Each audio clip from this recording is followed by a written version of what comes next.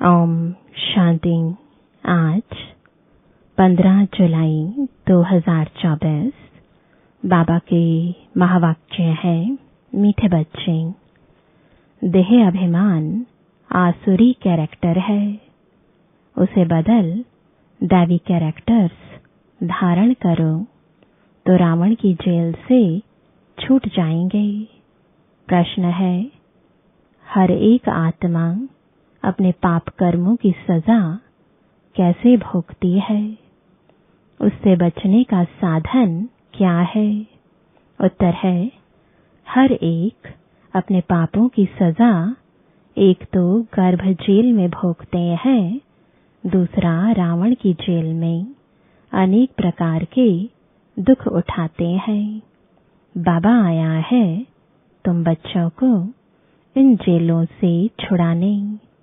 इनसे बचने के लिए सिविलाइज्ड बनो। ओम शांति। ड्रामा के प्लान अनुसार बाप बैठ समझाते हैं। बाप ही आकर रावण की जेल से छुड़ाते हैं, क्योंकि सब क्रिमिनल पाप आत्माएं हैं। सारी दुनिया के मनुष्य मात्र क्रिमिनल होने के कारण रावण की जेल में है। फिर जब शरीर छोड़ते हैं तो भी गर्भ जेल में जाते हैं। बाप आकर दोनों जेल से छुड़ाते हैं। फिर तुम आधा कल्प रावण की जेल में भी नहीं और गर्भ जेल में भी नहीं जाएंगे। तुम जानते हो, बाप धीरे धीरे पुरुषार्थ अनुसार हमें रावण की जेल से और गर्भ जेल से छुड़ाते रहते हैं। बाप बताते हैं, तुम सब क्रिमिनल हो रावण राज्य में, फिर राम राज्य में सब सिविलाइज्ड होते हैं। कोई भी भूत की प्रवेशता नहीं होती है।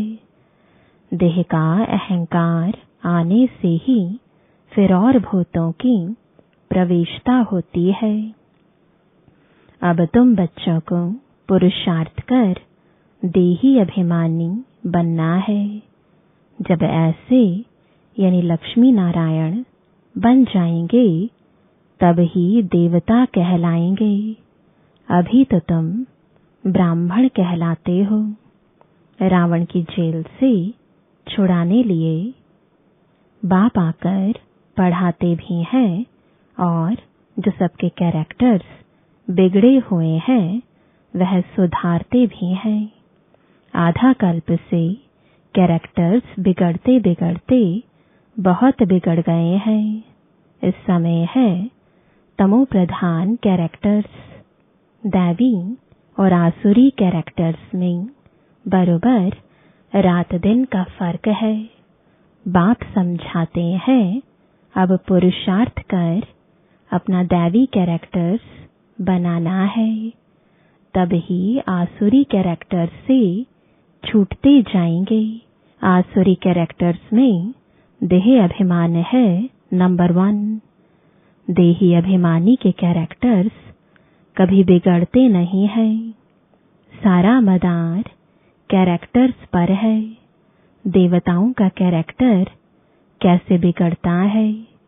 जब वे वाम मार्ग में जाते हैं, अर्थात विकारी बनते हैं, तब कैरेक्टर्स बिगड़ते हैं। जगन्नाथ के मंदिर में ऐसे चित्र दिखाए हैं वाम मार्ग के। यह तो बहुत वर्षों का पुराना मंदिर है। ड्रेस आदि देवताओं की ही है। दिखाते हैं देवता वाम मार्ग में कैसे जाते हैं। पहली पहली क्रिमिनैलिटी है ही यह। काम चिता पर चढ़ते हैं, फिर रंग बदलते बदलते बिल्कुल काले हो जाते हैं। पहले पहले गोल्डन एज में है संपूर्ण गोरे, फिर 2 कला कम हो जाती है। त्रेता को स्वर्ग नहीं कहेंगे, वह है सैमी स्वर्ग। बाप ने समझाया है, रावण के आने से ही तुम्हारे ऊपर कट चढ़ना शुरू हुई है। पूरे क्रिमिनल अंत में बनते हो। अभी 100% क्रिमिनल कहेंगे, 100% वॉइसलेस थे, फिर 100% विशियस बने। अब बाप कहते हैं, सुधरते जाओ। यह रावण का जेल बहुत बड़ा है। सबको क्रिमिनल ही कहेंगे, क्योंकि रावण के राज्य में है ना, राम राज्य और रावण राज्य का तो उनको पता ही नहीं है। अभी तुम पुरुषार्थ कर रहे हो राम राज्य में जाने का। संपूर्ण तो कोई बना नहीं है। कोई फर्स्ट, कोई सेकंड, कोई थर्ड में है। अब बाप पढ़ाते हैं, दैवी गुण धारण कराते हैं। देह अभिमान तो सब में है। जितना जितना तुम सर्विस में लगे रहेंगे, उतना देह अभिमान कम होता जाएगा। सर्विस करने से ही देह अभिमान कम होगा। देही अभिमानी बड़ी बड़ी सर्विस करेंगे। बाबा देही अभिमानी है तो कितनी अच्छी सर्विस करते हैं। सभी को क्रिमिनल रावण की जेल से छुड़ाए सदगति प्राप्त करा देते हैं। वहां फिर दोनों जेल नहीं होंगी। यहाँ डबल जेल है। सतयुग में न कोर्ट है, न पाप आत्माएं हैं, न तो रावण की जेल ही है। रावण की है बेहद की जेल। सभी 5 विकारों की रस्सियों में बंधे हुए हैं। अपरम अपार दुख है। दिन प्रतिदिन दुख वृद्धि को पाता रहता है। सतयुग को कहा जाता है गोल्डन एज, त्रेता को सिल्वर एज। सतयुग वाला सुख त्रेता में नहीं हो सकता, क्योंकि आत्मा की 2 कला कम हो जाती है।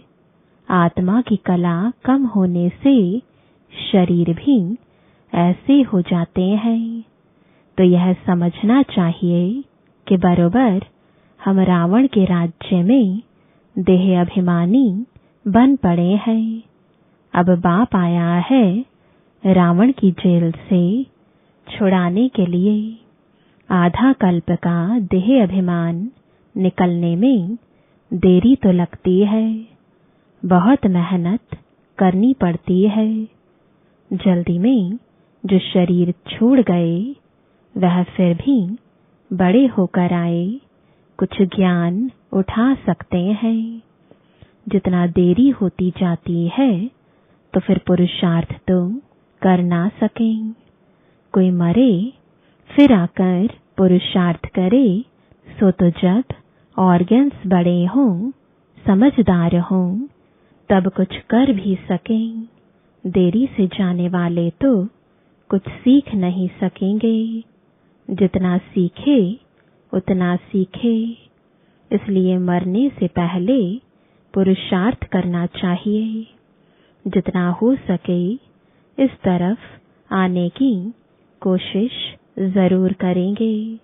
इस हालत में बहुत आएंगे। झाड़ वृद्धि को पाएगा। समझानी तो बहुत सहज है।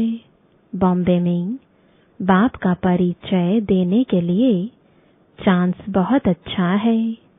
यह हम सबका बाप है। बाप से वर्षा तो जरूर स्वर्ग का ही चाहिए। कितना सहज है। दिल अंदर गदगद होना चाहिए। यह हमको पढ़ाने वाला है। यह हमारी एम ऑब्जेक्ट है। हम पहले सदगति में थे, फिर दुर्गति में आए, अब फिर दुर्गति से सदगति में जाना है। शिव बाबा कहते हैं, माम एकम याद करो, तो तुम्हारे जन्म जन्मांतर के पाप कट जाएंगे। तुम बच्चे जानते हो, जब द्वापर में रावण राज्य होता है तो 5 विकार रूपी रावण सर्वव्यापी हो जाता है। जहाँ विकार सर्वव्यापी है, वहाँ बाप सर्वव्यापी कैसे हो सकता है? सभी मनुष्य पापात्माएं हैं ना। बाप सम्मुख है, तब तो ऐसे कहते हैं कि मैंने कहा ही नहीं है, उल्टा समझ गए हैं। उल्टा समझते, विकारों में गिरते गिरते, गालियां देते देते भारत का यह हाल हुआ है। क्रिश्चियन लोग भी जानते हैं कि 5000 वर्ष पहले भारत स्वर्ग था। सभी सतु प्रधान थे। भारतवासी तो लाखों वर्ष कह देते हैं, क्योंकि तमो प्रधान बुद्धि बन पड़े हैं। वह फिर न इतना ऊंच बने न इतना नीच बने हैं। वह तो समझते हैं बरोबर स्वर्ग था। बाप कहते हैं, यह ठीक कहते हैं, 5000 वर्ष पहले भी मैं तुम बच्चों को रावण की जेल से छुड़ाने आया था। अब फिर छुड़ाने आया हूँ। आधा कल्प है राम राज्य, आधा कल्प है रावण राज्य। बच्चों को चांस मिलता है तो समझाना चाहिए। बाबा भी तुम बच्चों को समझाते हैं, बच्चे ऐसे ऐसे समझाओ। इतने अपरम अपार दुख क्यों हुए हैं? पहले तो अपरम अपार सुख थे, जब इन लक्ष्मी नारायण का राज्य था। यह सर्वगुण संपन्न थे। अब यह नॉलेज है ही नर से नारायण बनने की। पढ़ाई है, इनसे दैवी कैरेक्टर्स बनते हैं। इस समय रावण के राज्य में सभी के कैरेक्टर्स बिगड़े हुए हैं। सबके कैरेक्टर्स सुधारने वाला तो एक ही राम है। इस समय कितने धर्म है, मनुष्यों की कितनी वृद्धि होती रहती है। ऐसे ही वृद्धि होती रहेगी तो फिर खाना भी कहाँ से मिलेगा? सतयुग में तो ऐसी बातें होती नहीं है। वहाँ दुख की कोई बात ही नहीं। यह कलयुग है दुख धाम। सब विकारी है, वह है सुख धाम। सभी संपूर्ण निर्विकारी है। घड़ी घड़ी उन्हों को यह बतलाना चाहिए तो कुछ समझ जाए। बाप कहते हैं, मैं पतित पावन हूँ। मुझे याद करने से तुम्हारे जन्म जन्मांतर के पाप कट जाएंगे। अब बाप कैसे कहेंगे? जरूर शरीर धारण कर बोलेंगे ना। पतित पावन सर्व का सद्गतिदाता एक बाप है। जरूर वह किसी रथ में आया होगा। बाप कहते हैं, मैं इस रथ में आता हूँ। जो अपने जन्मों को नहीं जानते हैं, बाप समझाते हैं, यह 84 जन्मों का खेल है। जो पहले पहले आए होंगे वही आएंगे। उनके ही बहुत जन्म होंगे, फिर कम होते जाएंगे। सबसे पहले देवताएं आए। बाबा बच्चों को भाषण करना सिखलाते हैं। ऐसे ऐसे समझाना चाहिए। अच्छी रीति याद में रहेंगे। देह अभिमान नहीं होगा तो भाषण अच्छा करेंगे।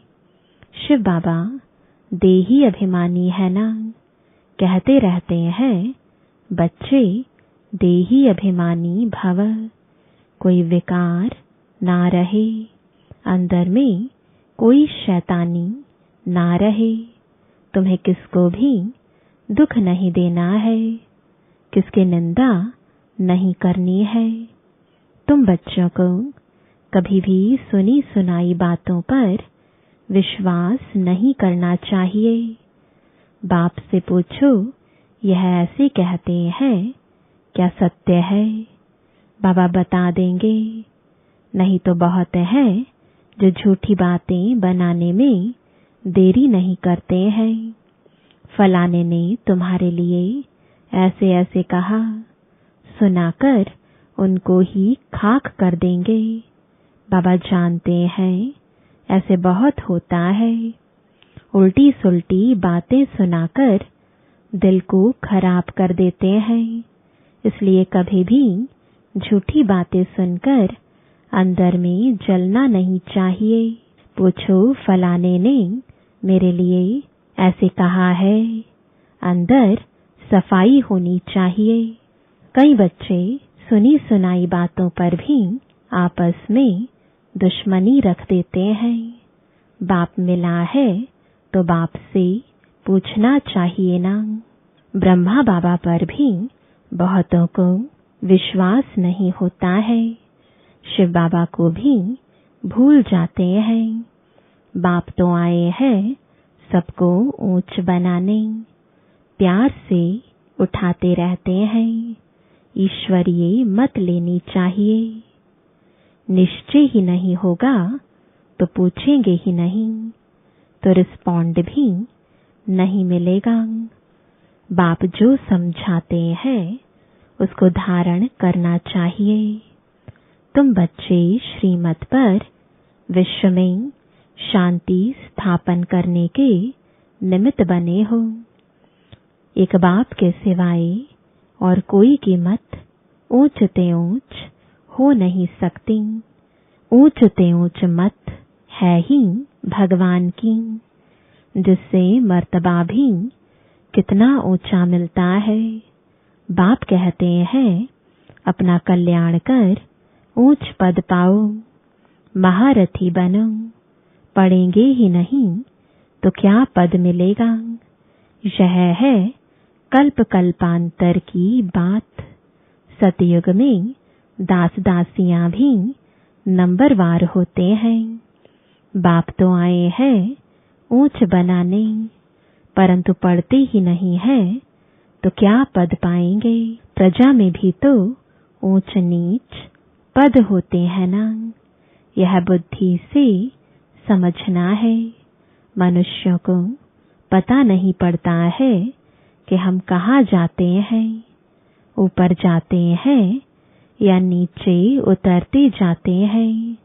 बाप आकर तुम बच्चों को समझाते हैं, कहाँ तुम गोल्डन सिल्वर एज में थे, कहाँ आयरन एज में आए हो। इस समय तो मनुष्य मनुष्य को खा लेते हैं। अब यह सभी बातें जब समझें तब कहें कि ज्ञान किसको कहा जाता है। कई बच्चे एक कान से सुनकर दूसरे से निकाल देते हैं। अच्छे अच्छे सेंटर्स के अच्छे अच्छे बच्चों की क्रिमिनल आई रहती है।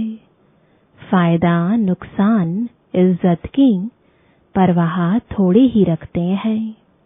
मूल बात है ही पवित्रता की। इस पर ही कितने झगड़े होते हैं।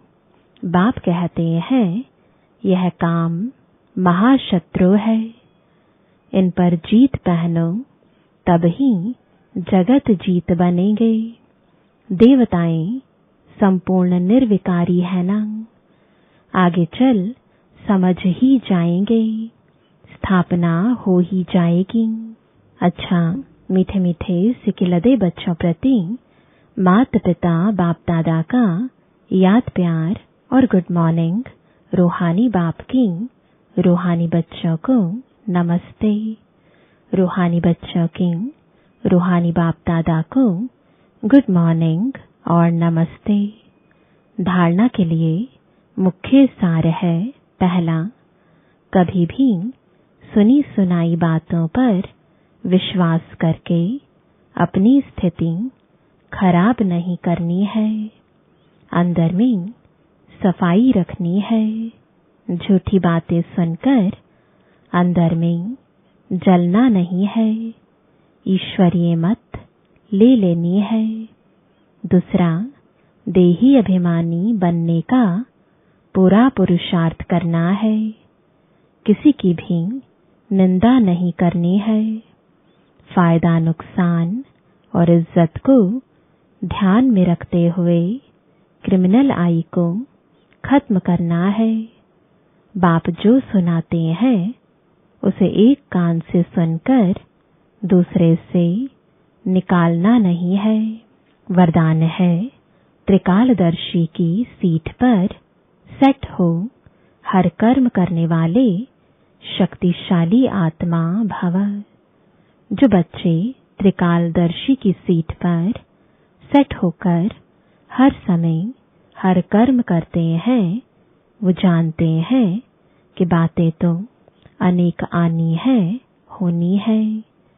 चाहे स्वयं द्वारा, चाहे औरों द्वारा, चाहे माया व प्रकृति द्वारा, सब प्रकार से परिस्थितियां तो आएंगी, आनी ही है। लेकिन स्वस्थिति शक्तिशाली है तो परिस्थिति उसके आगे कुछ भी नहीं है। सिर्फ हर कर्म करने के पहले उसके आदि मध्य अंत तीनों काल चेक करके, समझ करके फिर कुछ भी करो तो शक्तिशाली बन परिस्थितियों को पार कर लेंगे। स्लोगन है, सर्वशक्ति व ज्ञान संपन्न बनना ही संगम युग की प्रारब्ध है। ओम शांति।